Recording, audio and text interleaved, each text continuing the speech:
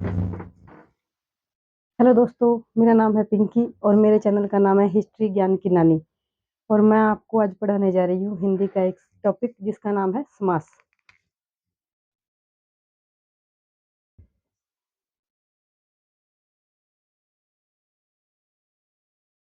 सबसे पहले हम बात करते हैं समास शब्द की उत्पत्ति के बारे में। तो जो समास की उत्पत्ति है वो दो शब्दों से मिलकर हुई है। सम प्लस आस, जिसका अर्थ होता है पास बैठाना।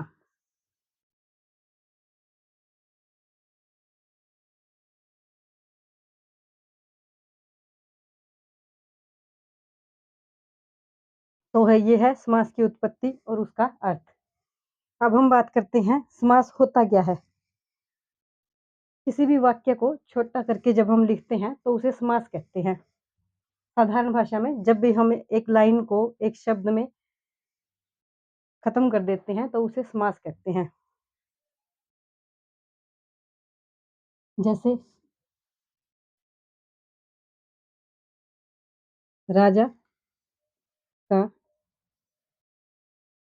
पुत्र, ये क्या हुआ? राजपुत्र।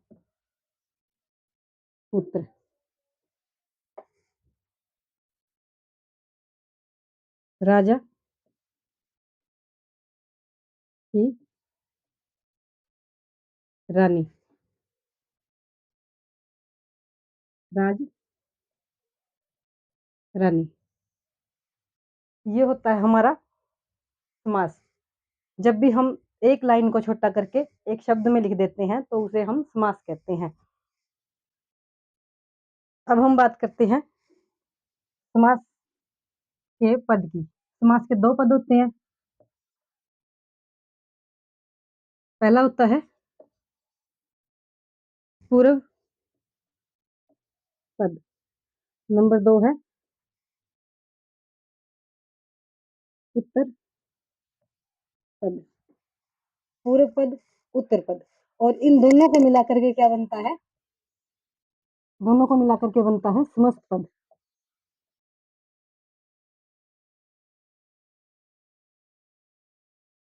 जी हाँ, समास के दो पद होते हैं, पूर्व पद, उत्तर पद, और दोनों को मिलाकर के जो बनता है उसे कहते हैं समस्त पद।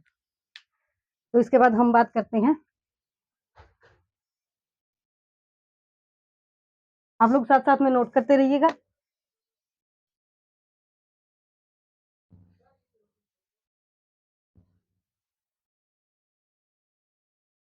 अब एक बार बात कर लेते हैं समास विग्रह की।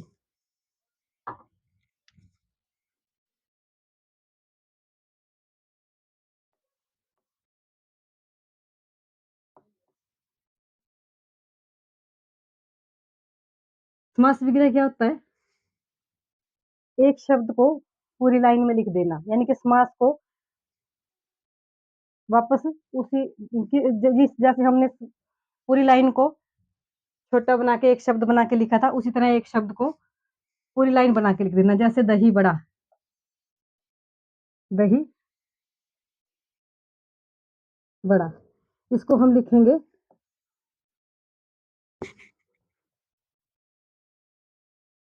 दही में डूबा हुआ बड़ा। देखो इतना बड़ा, ये दही में डूबा हुआ बड़ा, और इसको हम लिख देते हैं दही बड़ा। ये होता है समास। अभी हमने इसको किया है समास विग्रह। अब इसके बाद हम बात करते हैं समास के जो भेद हैं हमारे, उनके बारे में।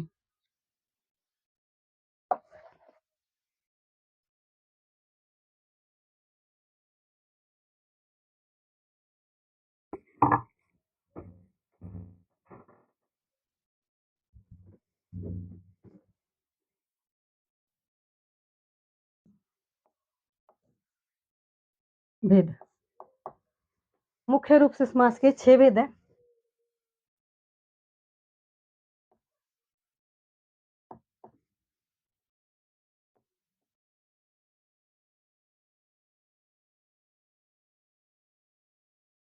नंबर फर्स्ट है, यहाँ से लिखते हैं, अव्ययीभाव समास।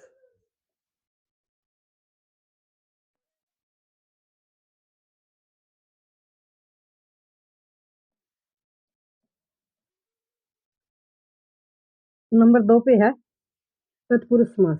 तत्पुरुष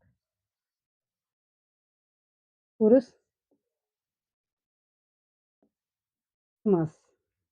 नंबर 3 है बहुब्रीहि समास।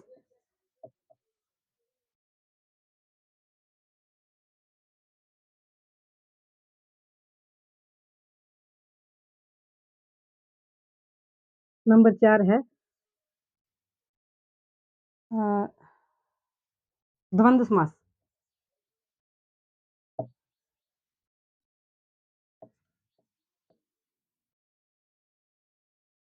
नंबर 5 है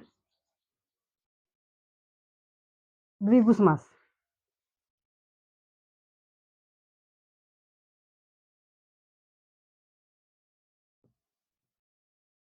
और नंबर 6 है हमारा कर्मधारय समास।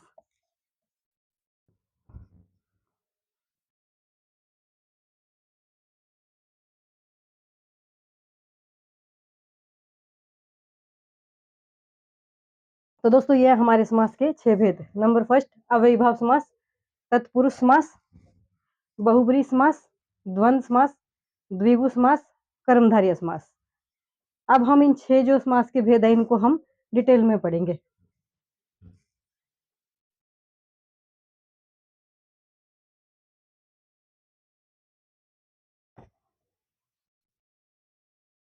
साथ साथ लिखते रहा करो।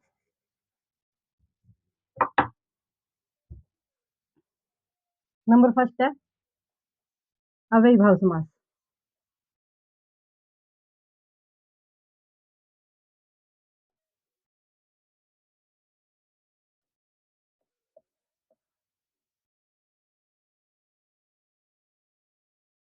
जिस समास में प्रथम पद प्रधान होता है वहां पे अव्ययीभाव समास होता है।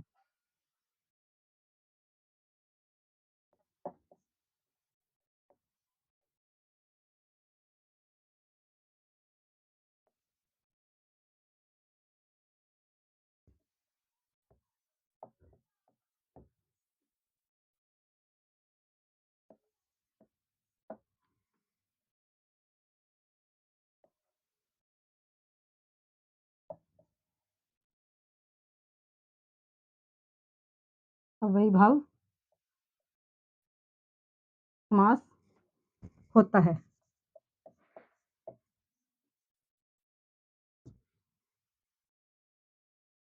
जैसे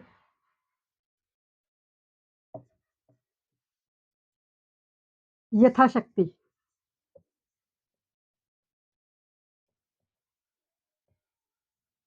यथाशक्ति, शक्ति तो शब्द है लेकिन उसके साथ शक्ति यथा लगने से क्या बन गया, शक्ति के अनुसार। यानी कि इसके कारण जो है शब्द, इस शब्द का जो है अर्थ बदल गया शक्ति के अनुसार। प्रति एक, ऐसे नहीं,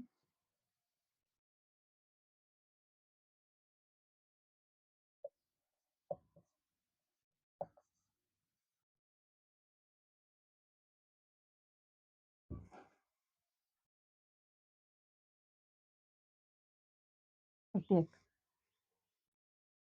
यथा वाले और प्रति वाले जितने भी शब्द होंगे वो सभी अव्ययीभाव समास में आते हैं।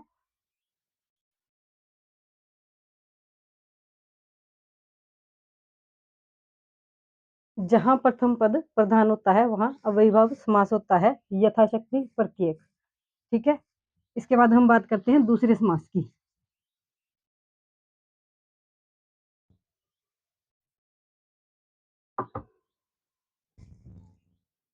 तत्पुरुष समास। नंबर 2 पे है हमारा तत्पुरुष समास। जहां पर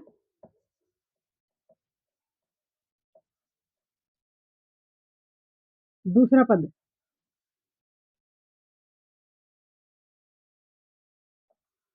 अर्थात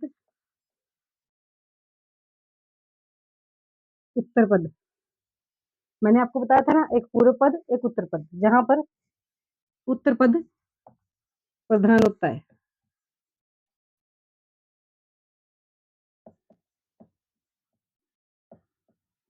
वहाँ तत्पुरुष समास होता है।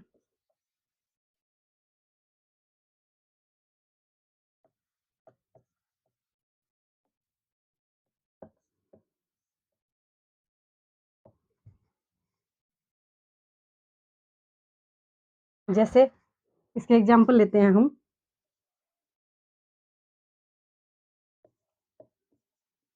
राज पुत्र, राज माता,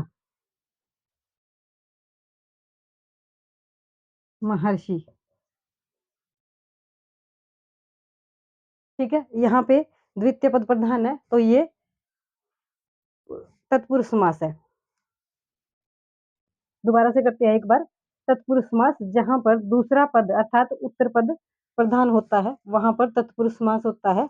जैसे राजपुत्र, राजमाता, राजकुमारी, राजवैद, ये सब जो है, और महर्षि, ये सब क्या है,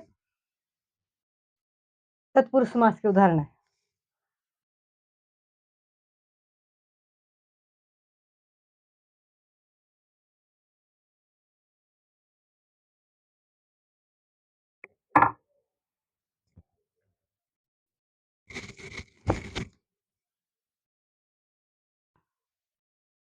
इसके बाद नंबर 3 पे है बहुब्रीहि समास।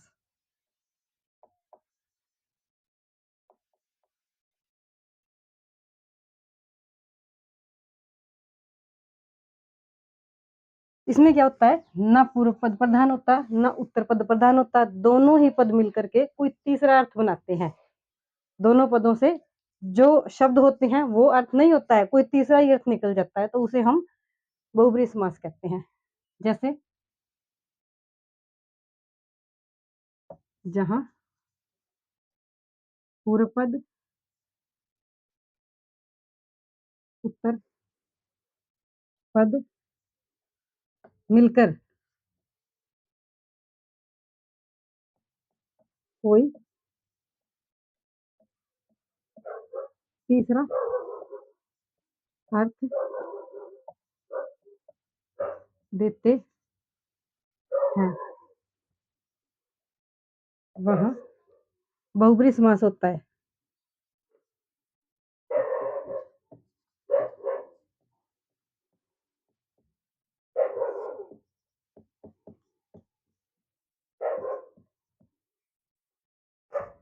जहां पूर्व पद उत्तर पद मिलकर के कोई तीसरा ही अर्थ निकाल देते हैं, तो वहां पे बहुब्रीहि समास होता है। जैसे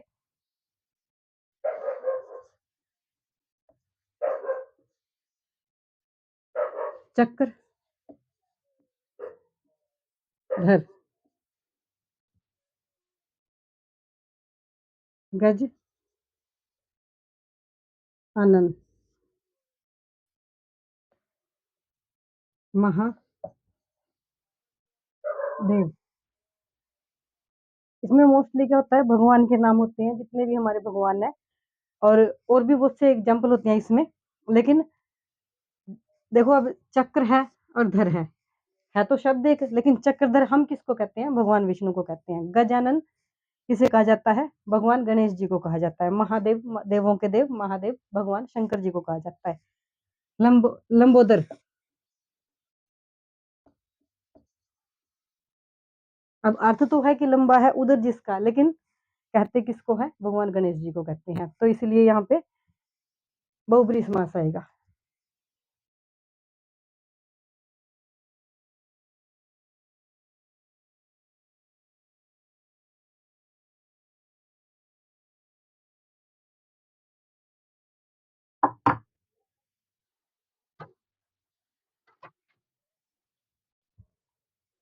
उसके बाद हम बात करते हैं द्वंद्व समास की। नंबर 4 है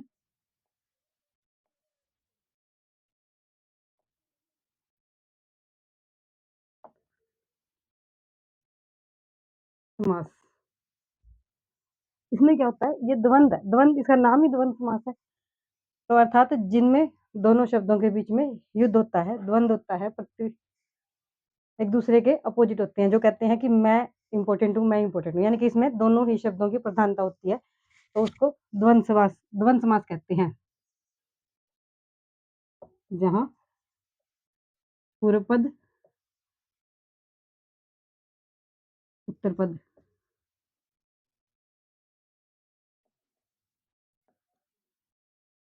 दोनों ही समान रूप से प्रधान होते हैं।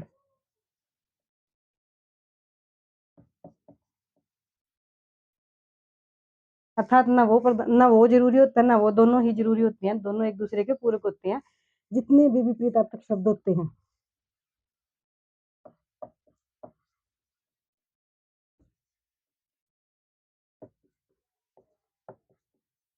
विपरीत शब्द होते हैं वे सभी द्वंद्व समास के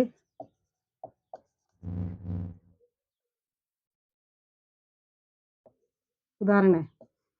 जैसे माता पिता, भाई बहन, पति पत्नी।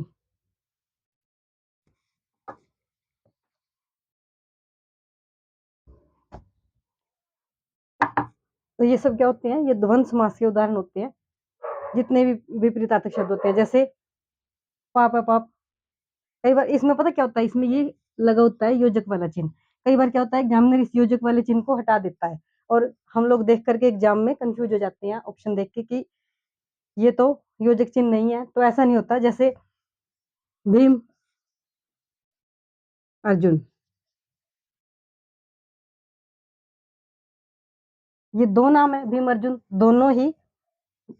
दोनों ही किसी के नाम है, तो दोनों ही जरूरी है। तो इसको कैसे लिख देते हैं, एग्जाम में लिखा होता है, इसको ऐसे लिख देते हैं,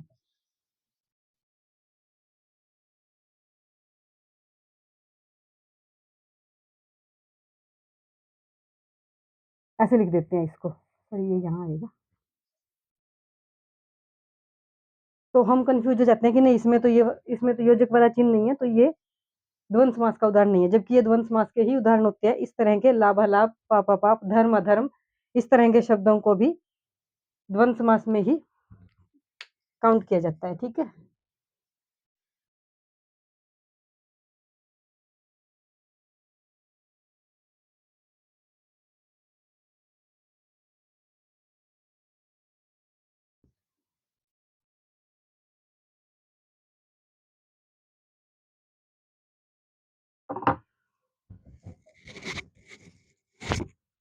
नंबर 5 पे हम बात कर रहे हैं द्विगु समास की।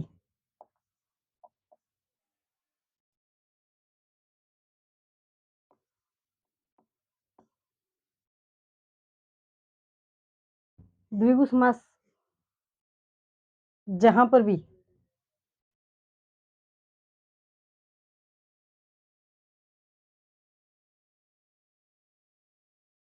जब पूर्व पद संख्यावाची होता है,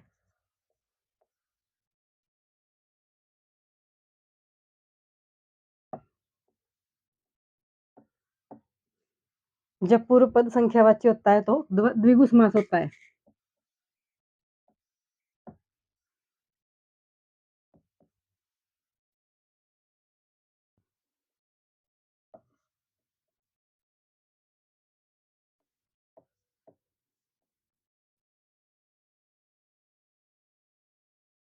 द्विगु समास में क्या होता है, जब पूर्व पद संख्यावाची होता है तो वहां पे द्विगु समास होता है।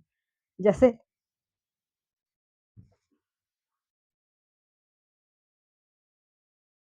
जैसे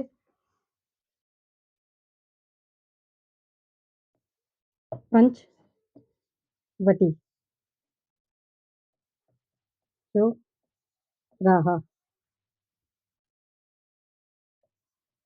षटकोण, पंसेरी।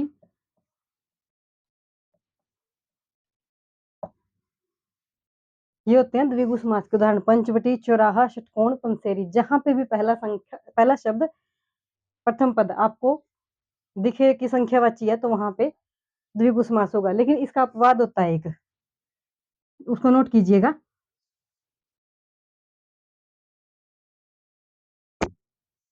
अपवाद क्या है कि जब भी पहला पद संख्यावाची हो, लेकिन उसको जब हम पूरे शब्द को पढ़ते हैं तो उसका अर्थ कुछ और ही बन जाता है। जैसे 10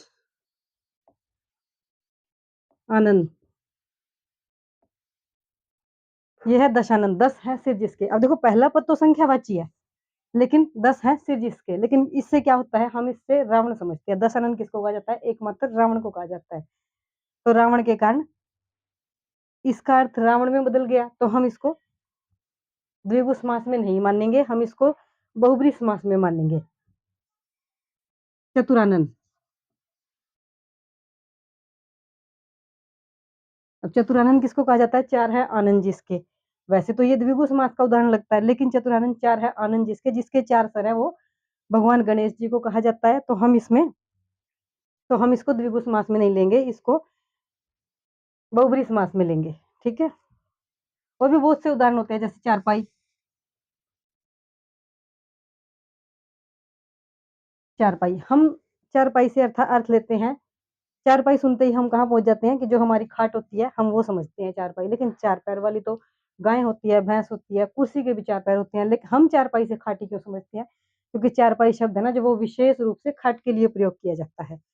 तो इस तरह से कुछ शब्द होते हैं जो संख्यावाची तो पहला पद संख्यावाची होता है, लेकिन वो बहुब्री के उदाहरण होते हैं। ठीक है। तो इसके बाद हम नेक्स्ट पे चलते हैं।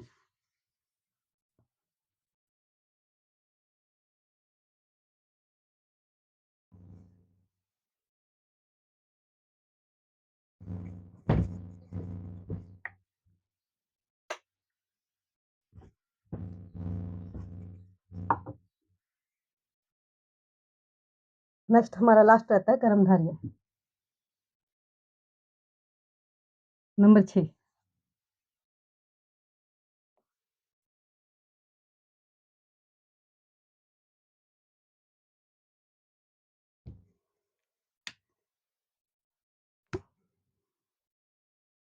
जहां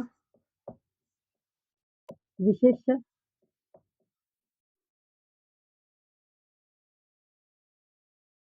तथा विशेषण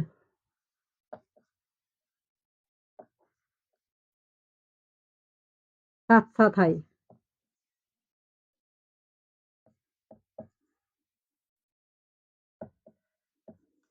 या फिर उपमेय तथा उपमान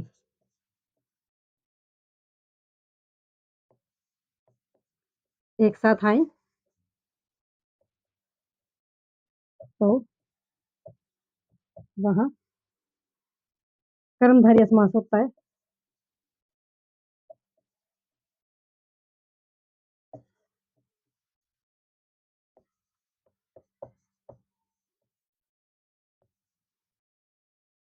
जहां पे शब्द के साथ साथ उसका विशेषण आए, विशेष्य तथा विशेषण एक साथ आए, संज्ञा तथा विशेषण एक साथ आए, तो वहां पे कर्मधारय समास होता है। जैसे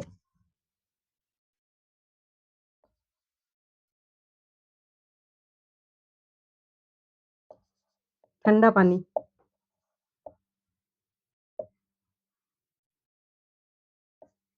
मीठा पानी, नींबू पानी।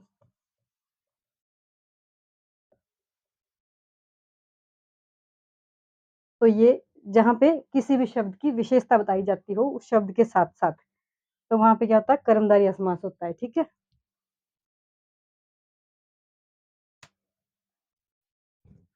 देखो जब प्रथम पद के कारण, प्रथम पद क्या होता है, इसमें विशेषता होती है। ठीक है। तो ये थे हमारे समास। आज हमने टॉपिक किया समास। मिलते हैं नेक्स्ट वीडियो में, तब तक के लिए आप मेरे चैनल को सब्सक्राइब कीजिएगा, मेरी वीडियो को लाइक कीजिए, शेयर कीजिए। मिलते हैं नेक्स्ट वीडियो में। पढ़ते रहिए, आगे बढ़ते रहिए, अपने सपनों के लिए लड़ते रहिए। तब तक के लिए जय हिंद, जय भारत।